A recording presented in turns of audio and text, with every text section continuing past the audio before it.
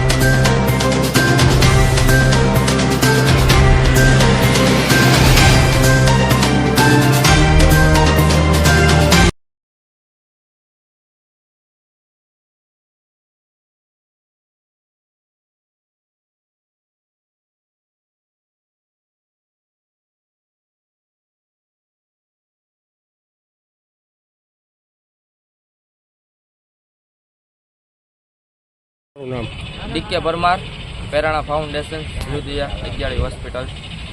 आज बोलो अँ से रेस्क्यू माटे आवेला। अँ एक सवारे एक फोन आवेलो तो हरिभाई सानो मालनाथ ग्रुप वाळानो क्या एक 2 पक्षी लटकाय छे, एक जीवे छे ने 2 मरेला छे।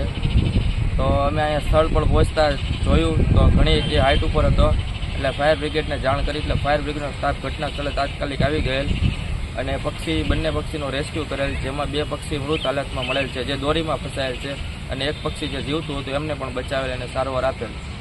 અને દરેક લોકોને ખાસ એક નમ્ર અપીલ કે તમારી આજુબાજુમાં જે દોરા લટકતા હોય એ દોરાનો નિકાલ કરો। આ જે પક્ષી ડેથ થઈ ગયા એ દોરા લટકતા હતા એમાં સલવાઈને ડેથ થઈ ગયેલા છે। બને ત્યાં સુધી આજુબાજુમાં દોરી હોય એનો નાશ કરો।